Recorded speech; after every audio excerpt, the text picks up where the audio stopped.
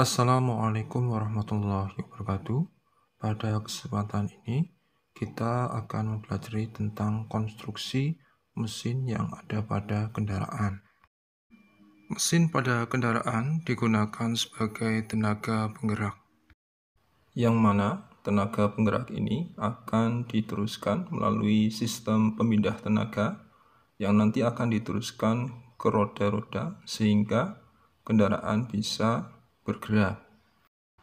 Konstruksi mesin terdiri dari cylinder head cover, cylinder head, piston, cylinder block, kemudian crankshaft, kemudian terdapat juga oil pan, kemudian connecting rod, dan camshaft. Mesin yang digunakan untuk kendaraan menggunakan motor bakar. Motor bakar adalah suatu mekanisme atau konstruksi yang merubah energi panas menjadi energi gerak.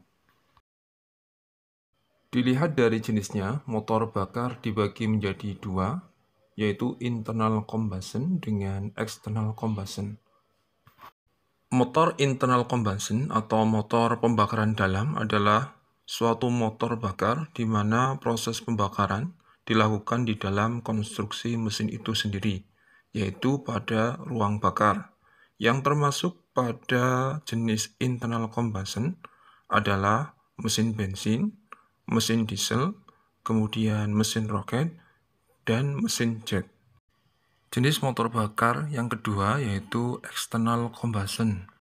External combustion yaitu suatu motor bakar di mana proses pembakarannya dilakukan di luar mekanisme atau konstruksi mesin. Contoh dari motor bakar jenis external combustion adalah mesin uap. Prinsip kerja mesin uap adalah mengubah air menjadi uap air. Uap yang bertekanan dihasilkan di luar pada mekanisme mesin, di mana uap yang bertekanan ini digunakan untuk mendorong piston, kemudian piston akan menggerakkan roda. Berdasarkan pada prinsip kerjanya, motor dibagi menjadi dua, yaitu motor 4 langkah dengan motor 2 langkah. Yang dimaksud dengan mesin 4 langkah yaitu untuk menghasilkan 1 kali pembakaran dibutuhkan 2 kali putaran poros engkol atau 4 langkah gerakan piston. Sedangkan untuk motor 2 langkah yaitu untuk menghasilkan 1 kali pembakaran atau usaha dibutuhkan 1 kali putaran poros engkol atau 2 gerakan piston. Agar mesin tetap bekerja, piston harus selalu bergerak untuk melakukan langkah hisap, kemudian langkah kompresi, langkah usaha atau pembakaran, dan langkah buang. Keempat langkah yang terjadi secara berurutan ini kita sebut sebagai satu siklus. Berikut ini adalah proses kerja motor 4 langkah.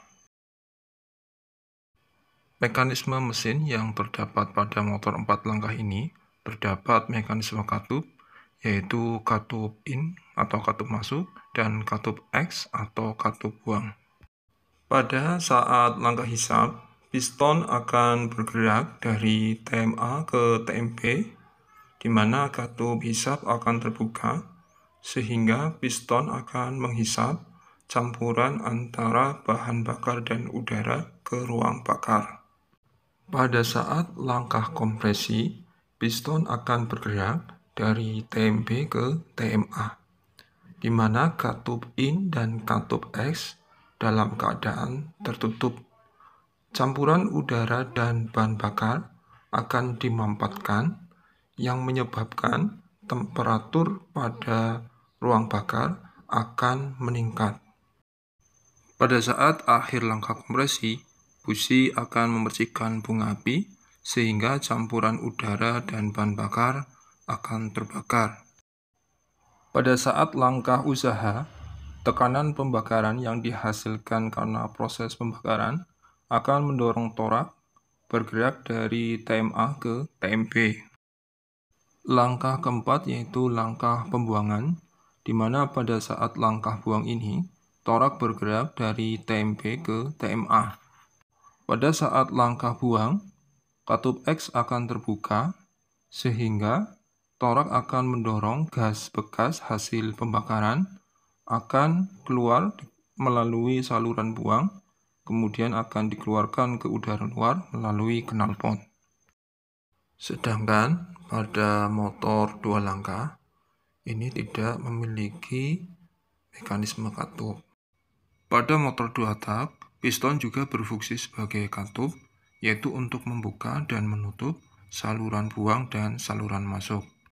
Cara kerja dari motor dua tak adalah pada saat piston bergerak dari tem B menuju tem A dan saluran buang dan saluran pembilasan tertutup, maka di atas torak terjadi pemampatan campuran udara dan bahan bakar. Karena gerakan torak bergerak dari tem B ke tem A, maka di ruang engkol terjadi kevakuman yang menyebabkan campuran udara dan bahan bakar masuk ke dalam ruang engkol. Jadi, satu kali gerakan piston, yaitu dari tem B ke tem A, akan terjadi dua langkah sekaligus, yaitu langkah kompresi dan langkah hisap. Sebelum mencapai titik mati atas, busi membersihkan bunga api yang menyebabkan terjadinya pembakaran. Panas gas hasil pembakaran akan mendorong piston bergerak dari tem A ke tem B. Pada saat torak bergerak ke bawah, maka akan terjadi pemampatan campuran udara bahan bakar di ruang engkol. Campuran bahan bakar dan udara tersebut akan tertekan dan masuk ke dalam saluran pembilasan. Semakin torak bergerak ke bawah, maka saluran pembilasan dan saluran buang akan terbuka, yang menyebabkan campuran udara dan bahan bakar dari rumah engkol akan masuk ke dalam ruang bakar. Gas yang masih baru yang keluar dari saluran pembilasan akan mendorong gas bekas keluar dari saluran buang, kemudian akan dikeluarkan ke udara luar melalui knalpot. Jadi pada saat torak bergerak ke bawah akan terjadi langkah usaha dan langkah buang. Keuntungan dari motor dua tak adalah karena satu kali pembakaran hanya dibutuhkan dua kali gerakan piston, maka putaran engkol akan semakin halus dan tenaga yang dihasilkan akan lebih besar daripada motor 4 tak. Terdapatnya lubang-lubang pada dinding silinder seperti lubang saluran masuk dan saluran pembilasan akan menyebabkan terjadinya gesekan antara cincin piston dengan dinding silinder yang dapat menyebabkan cincin piston akan lebih cepat mudah aus. Kerugian yang lain yaitu karena lubang pembuangan berada pada dinding silinder, maka pada motor 2 tak, silinder akan lebih cepat mudah panas. Sistem pelumasan yang digunakan pada kebanyakan motor 2 tak yaitu menggunakan pelumasan campur. Pemakaian oli pada motor 2 tak itu sangat boros karena oli yang tercampur dengan bensin akan ikut terbakar dan habis. Juga akan timbul polusi dari gas buang yang keluar dari hasil pembakarannya. Konstruksi mesin terdiri dari beberapa bagian. Yang pertama adalah silinder blok. Blok silinder atau silinder blok merupakan bagian utama pada mesin.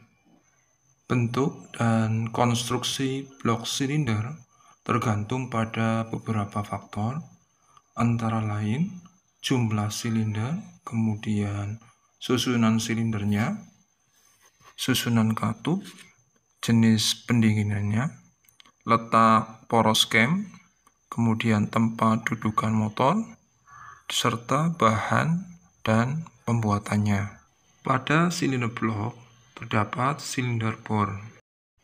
Silinder bor berfungsi sebagai tempat bergeraknya naik dan turunnya piston atau torak untuk menghasilkan tenaga.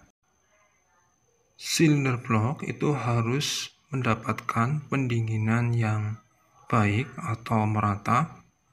Oleh karena itu, pada silinder blok terdapat water jacket yang berfungsi untuk sirkulasi air pendingin. Ada dua macam tipe silinder bor, yaitu model basah dan model kering. Untuk tipe silinder bor model basah, bagian luar dari pelapis silinder tersebut berhubungan langsung dengan air pendingin sehingga tetap basah. Pada silinder bor tipe kering, bagian luar dari pelapis silinder tersebut tidak berhubungan langsung dengan air pendingin. Kemudian bagian mesin yang kedua adalah silinder head. Silinder head itu berfungsi untuk menutup blok silinder dan juga digunakan sebagai dudukan dari katup-katup, kemudian sebagai ruang bakar, kemudian juga sebagai dudukan seperti busi, injektor, poros cam, kemudian saluran gas masuk, intake manifold, dan exhaust manifold. Kemudian pada silinder head juga terdapat water jacket atau saluran air pendingin dan juga pelumasan. Pada silinder head terdapat ruang bakar. Ruang bakar merupakan tempat berlangsungnya pembakaran. Di dalam ruang bakar berhubung langsung dengan katup hisap dan katup buang, serta busi juga terhubung langsung dengan ruang bakar. Ruang bakar didesain agar pembakaran lebih optimal. Ruang bakar harus didesain supaya pemasukan atau pembuangan gas melalui katup itu harus lancar. Selain itu, dudukan busi pada ruang bakar harus sedekat mungkin dengan pusat pembakaran, sehingga waktu pembakaran tidak terlalu lama. Kemudian, luas permukaan ruang bakar itu harus sekecil mungkin. Ini dimaksudkan untuk membatasi kerugian panas. Kemudian, desain pada ruang bakar itu harus mampu membuat campuran gas, yaitu bahan bakar dan udara, lebih baik. Tiap kendaraan mempunyai bentuk ruang bakar yang berbeda-beda. Macam-macam ruang bakar, yaitu model bak mandi, kemudian ruang bakar model wedge atau baji, kemudian ruang bakar model hemispherical. Bagian mesin yang ketiga yaitu piston, yang berfungsi menerima tekanan gas hasil pembakaran, kemudian meneruskannya ke crankshaft melalui connecting rod. Antara piston dengan silinder terdapat clearance atau celah. Pada saat suhu mesin panas, torak akan mengalami pemuaian, sehingga clearance atau celah piston ini berfungsi untuk mencegah macetnya piston saat beroperasi, yaitu pada saat suhu mesin panas. Bagian mesin yang keempat adalah piston ring. Ring piston dibagi menjadi dua, yaitu ring kompresi dan ring oli. Ring kompresi atau cincin kompresi pada piston berfungsi sebagai perapat antara torak dengan silinder agar tidak terjadi kebocoran gas dari ruang bakar ke rumah poros engkol atau ke carter. Kemudian fungsi dari ring oli adalah untuk mengikis oli pada dinding silinder. Yang kemudian yang kedua, membentuk lapisan oli tipis dan merata pada dinding silinder agar dinding silinder tidak cepat aus. Cara kerja dari ring oli ini yaitu pada saat torak bergerak dari TMP ke TMA, oli akan melumasi dinding silinder melalui saluran dari sistem pelumasan. Pada saat torak bergerak dari TMA ke TMP, cincin akan mengikis sebagian oli pada dinding silinder dan membentuk lapisan oli yang tipis dan merata di sekeliling dinding silinder. Tipe ring oli yang sering digunakan adalah satu tipe integral, yang kedua adalah tipe three-piece atau tipe segmen.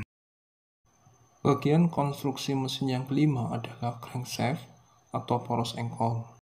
Poros engkol berfungsi untuk merubah gerak turun naik piston menjadi gerak putar, di mana gerak putar ini akan diteruskan ke flywheel atau roda gila.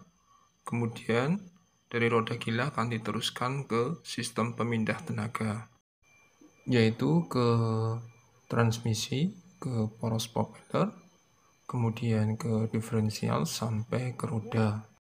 Pada poros engkol itu terdapat crankpin, yaitu bagian dari poros engkol yang terhubung dengan batang torak. Kemudian crank junal yang terhubung dengan bantalan utama. Oil hole pada poros engkol berfungsi untuk menyalurkan oli untuk melumasi crank junal atau bantalan crank junal dan bantalan crankpin, serta menyalurkan oli untuk melumasi batang torak, pena piston, dan lain sebagainya.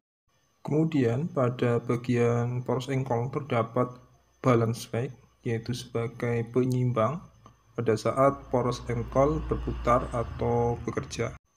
Bagian yang keenam dari konstruksi mesin adalah camshaft.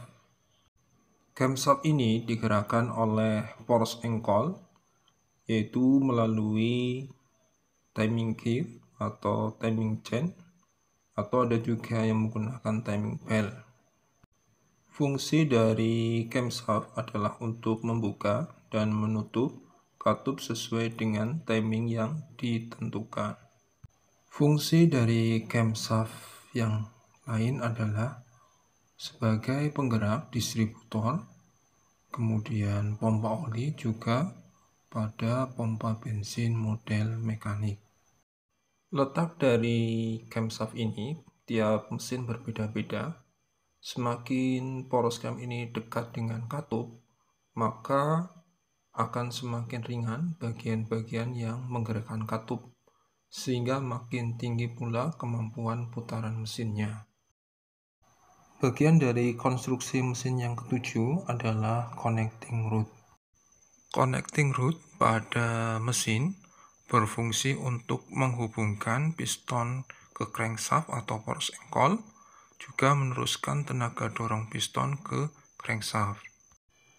Bagian-bagian dari batang torak adalah, yang pertama adalah small end. Small end ini adalah bagian dari batang torak yang berhubungan dengan pena torak. Kemudian big end, yaitu bagian dari batang torak yang terhubung dengan crankpin pada poros engkol. Crankpin pada poros engkol berputar pada kecepatan tinggi di dalam big end, sehingga menyebabkan temperatur naik. Untuk menghindari kenaikan temperatur, maka di dalam big end dipasang bantalan yang dilumasi dengan oli. Ketika terjadi pembakaran, maka tekanan pembakaran akan mendorong torak ke bawah. Pada saat itu akan terjadi dua gaya, yaitu gaya yang mendorong torak ke bawah, kemudian akan diteruskan ke batang torak, kemudian dari batang torak akan diteruskan ke poros engkol. Dan satu gaya akan ke arah ke samping, ke sisi dinding silinder, yang menyebabkan terjadinya gesekan antara torak dengan silinder. Gesekan piston dengan silinder karena adanya gaya ke samping akan dapat mengakibatkan dinding silinder oval. Dan juga sisi kerja piston yang menekan dinding silinder akan cepat mengalami keausan. Untuk mengurangi gaya ke samping, maka pada mesin yaitu sumbu dari poros engkol digeser ke kiri sehingga terjadi offset antara sumbu penatora dengan sumbu pada poros engkol. Dengan mengurangi gaya ke samping akan mengurangi gesekan antara torak dengan silinder. Kecilnya gesekan yang terjadi akan berpengaruh pada konsumsi bahan bakarnya. Offset engine ini tidak hanya terdapat pada sumbu penatorak dengan sumbu poros engkol, tetapi offset engine ini juga terdapat pada di antara sumbu diameter silinder dengan sumbu pada poros engkol. Bagian konstruksi mesin yang kedelapan adalah flywheel atau roda gila. Roda gila pada bagian mesin merupakan bagian yang sangat vital. Untuk menghidupkan kendaraan, perlu tenaga awal untuk memutarkan poros engkol. Pada bagian sisi luar, roda gila atau flywheel terdapat gigi yang langsung dihubungkan dengan motor starter. Sehingga ketika motor starter dihidupkan, maka pinion gear ini akan memutarkan ring gear dan meneruskan tenaganya ke flywheel dan memutarkan poros engkol. Tekanan pembakaran pada tiap-tiap silinder menghasilkan tekanan yang berbeda-beda yang menyebabkan putaran poros engkol tidak stabil. Oleh karena itu, flywheel pada kendaraan berfungsi untuk memperhalus aliran tenaga yang keluar dari mesin, sehingga putaran poros engkol akan lebih stabil. Pada saat langkah usaha, tenaga yang dihasilkan oleh tekanan pembakaran akan dirubah menjadi tenaga putar. Tenaga putar yang dihasilkan ini akan disimpan oleh flywheel untuk memutarkan kembali poros engkol, sehingga torak bisa bergerak secara terus-menerus agar mesin tetap hidup. Kemudian pada konstruksi mesin terdapat mekanisme katup. Mekanisme katup berfungsi untuk mengatur pembukaan katup hisap dan pembukaan katup buang. Tiap-tiap kendaraan memiliki tipe atau jenis mekanisme katup yang berbeda. Ada yang menggunakan OHV, SOHC, dan DOHC. Untuk macam-macam mekanisme katup pada kendaraan akan dijelaskan pada video selanjutnya. Terima kasih telah menonton videonya. Semoga bisa memberikan manfaat. Wassalamualaikum warahmatullahi wabarakatuh.